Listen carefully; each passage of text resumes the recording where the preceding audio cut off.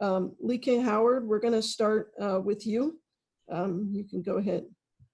Okay. Well, congratulations, Keion, and first of all, on being on the Developmental Coalition. What's it mean to you to be a part of that, I guess, is the first part of my question. And also, do you feel like players like yourself are being heard more these days on issues such as social issues and things like that, maybe even more than players just 5 years ago were? Before I say anything, I want to push my prayers out to Jacob Blake and his family. And also, I'm praying for justice for Breonna Taylor and her family. But to answer your question, when Coach Kyle presented me with the opportunity of being on the coalition, I thought it was a great idea because I feel like players' voices aren't being heard as much as they should. The players are the NCAA at the end of the day. We're the ones going out there sacrificing our bodies. We're the ones going out there, sacrificing all this time to practice and play just so we can go out and play. But when he presented me with the idea, I thought it was great. And also, it's more about player empowerment as well, teaching players that you're not just a basketball player. You have a voice and a platform, and you have a right to use it. And I think that, with the coalition, we can really, educate some other athletes to let them know that they're more than just, a person that plays a sport. Thanks, Scott. All right, Gary Tipton, we're going to go to you. Yeah, I wonder how it plays on your mind when, like you say, Jacob Blake and Breonna Taylor, George Floyd, Trayvon Martin again and again and again. How do you process that? How does that play on your mind? It's scary because I'm a black male, and at times I feel like almost like we're being hunted or whatever. But when it really hit me was after a time where I cut my hair. If anybody don't know, before I had the long twist that came down over my face and stuff like that. And I was just holding my phone one day, and when your phone is on the lock screen, you can see a reflection of yourself. And I looked back at my reflection, and I thought that, wow, I kind of look like George Floyd right now. And that really kind of, it scared me, brought a couple of tears in my eyes, because then it really hit me and made me realize, like, that could have been me, could have been my brother, could have been one of my teammates. So once I had that realization of it, it just made me want to do more to be able to, do what I can to help. Okay, Larry Vaught, you're next. Yeah, Keion, just wondered your reaction to what the football team did yesterday. Is that the kind of thing you're talking about with player empowerment? Yeah, I think what they did was great. They took a stand, and that's all you really, that's what you start with, taking a stand, making sure you have somebody's attention. And after that, you have to put, a plan of action to it. I'm a believer in, once you get their attention, you have to follow that up with something. You can't just, take that stand and then not have, like I said, plans of action to go forward to keep their attention. So I really like what the football team did. I can't wait to see what they do next. Myron Metcalf, will go to you next. Sorry, Keion, I've had a lot of conversations, man, as an African-American male with some of my friends, just how they get through all this time. I'm curious, someone your age, man, as a young black man in this country, just how are you doing right now? It's kind of like it's all over the place. I'm in a position where I'm not ignorant to that. I'm protected somewhat, going to Kentucky as far as, being in this bubble that we've created for ourselves. So I'm not as exposed to, going out places where I might be in a situation where those heinous crimes or things could happen to me. But at the same time, I have an older brother. I have two younger brothers. I have a father, and it scares me that knowing that at any time that something like that could happen to them and me. like I said, I'm not ignorant to the fact that me also, I can, if I was to, leave outside this bubble and be somewhere where I'm not recognized as Keion Brooks that plays for Kentucky, like there might be an officer waiting to make an example out of me just because he had a bad day or something. But like I said, my mind is all over the place, but I think for the most part, I've been trying to keep a level head just so I can continue to educate the people around me. Okay, Luke Howard, we'll go back to you. Keion, just kind of along the lines of what you were saying about the football team and what the NBA players have done. Is your team plan to do any sort of thing to make a statement or anything like that? Have you guys discussed anything like that? Yeah, we did. We discussed some things that we want to do, and we want to try to put forward to know that, to let people know that we're not going to stand for these social injustices, and to let people know that that are going through these things, that they're not alone, that we're with them. We have some things that we're working on right now, and when we get it up and going, should be here shortly. I'm really excited for people to see what we're doing. Okay, Jerry Tipton, we'll go back to you.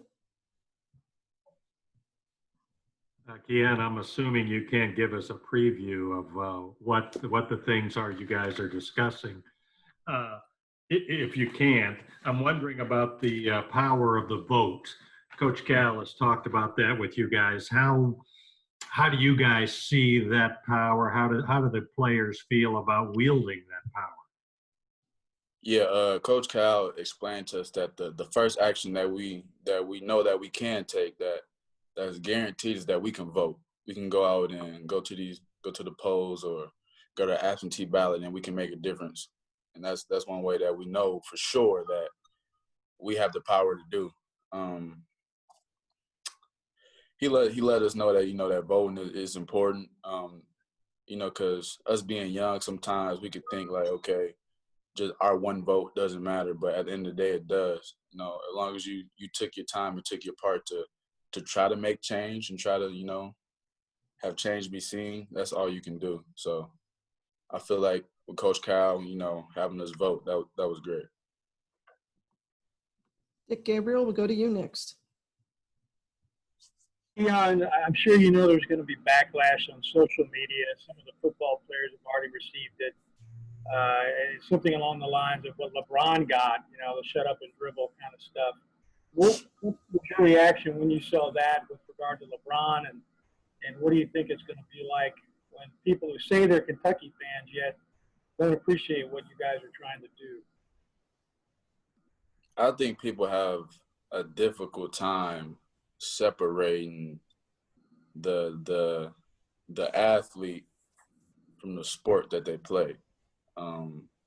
Just because I represent Kentucky basketball and I go out there and I play in Rupp Arena, that does not mean I'm not a person that has morals, values, and opinions and views on certain things. Like, we're people that, like I said, we have strong views on topics just like the fans do, and I think like they just want us to go out there and entertain them for an hour or two, and then just shut up. But that's not going to work. That's not how this is.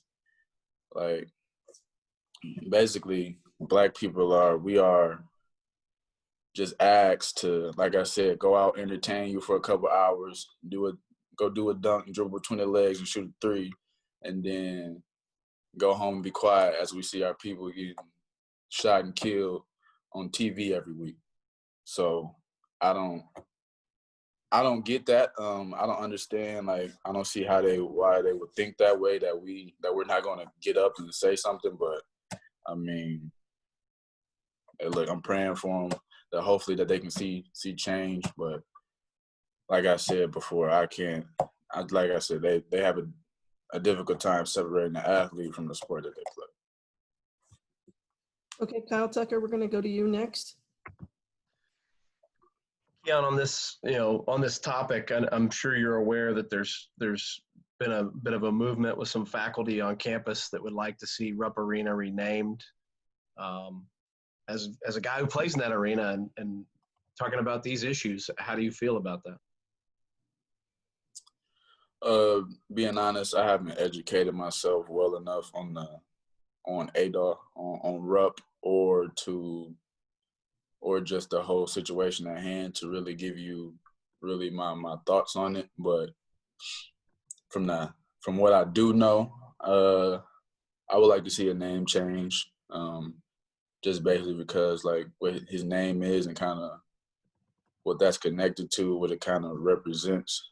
And that's really all I can say, but I would like to see a name change.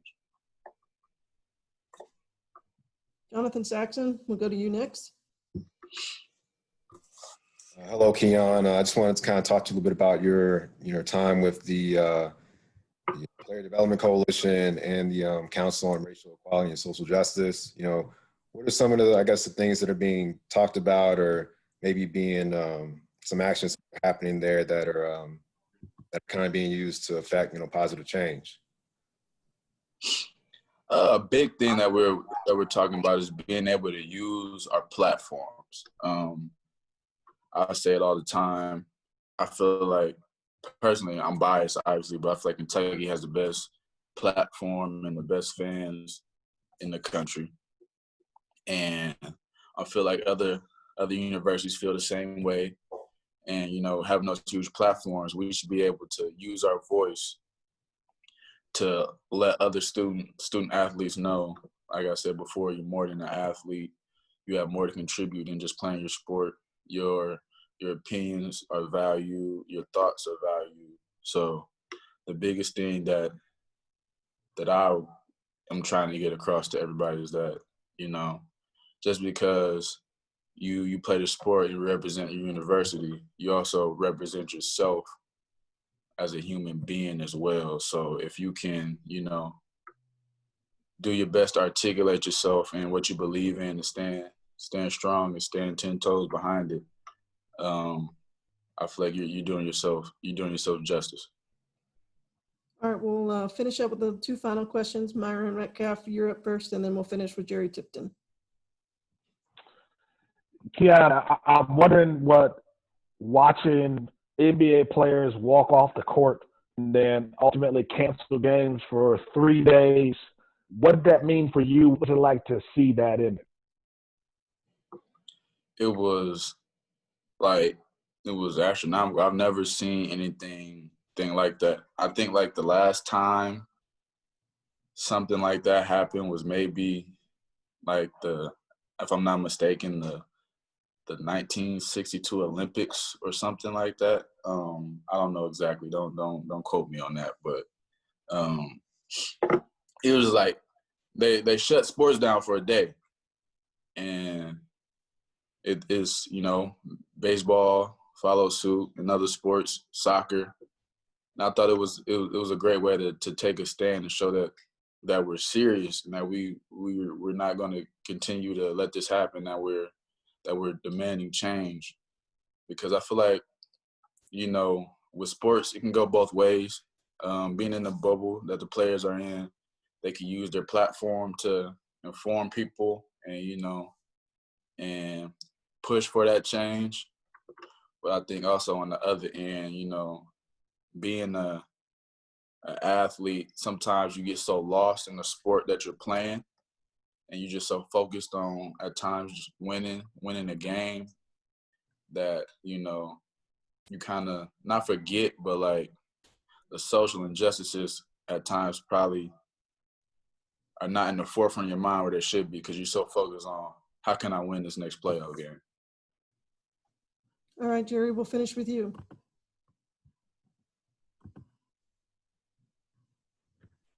It was the 68 Olympics in Mexico City. 68, yeah, I knew it was something. Tommy Smith. I'm wondering, you sort of just answered my question, but I wonder, with everything going on in the world of social injustice, if it changes your perspective of a game. Basketball, I don't mean that it's not important, but do you put it in a different context with what's going on in the world? Yeah. At the end of the day, it is just basketball is a sport that I play. It's not who I am. So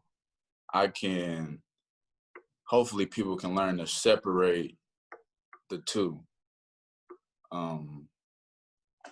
Like I was saying, basketball is something that I do, not who I am. So once that I'm leave the basketball court, Keion Brooks Jr., a normal person just like everybody else that, like I said, has opinions, morals, values, that I would like to be respected.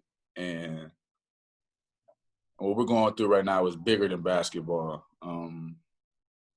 Basketball is a game, but I'm talking about people losing their lives to violence that I don't even grasp how that makes sense. Like, I don't understand the concept of shooting someone 7 times and their back is towards you. I don't get stuff like that. I don't understand shooting someone as they're running away from you. I don't get stuff like that. And like I said, once I step away from the basketball court and I'm able to reflect and think about stuff like that, it really makes me realize, like, this is bigger than basketball. This is a life issue. This is a social issue, and basketball can take a back seat to that.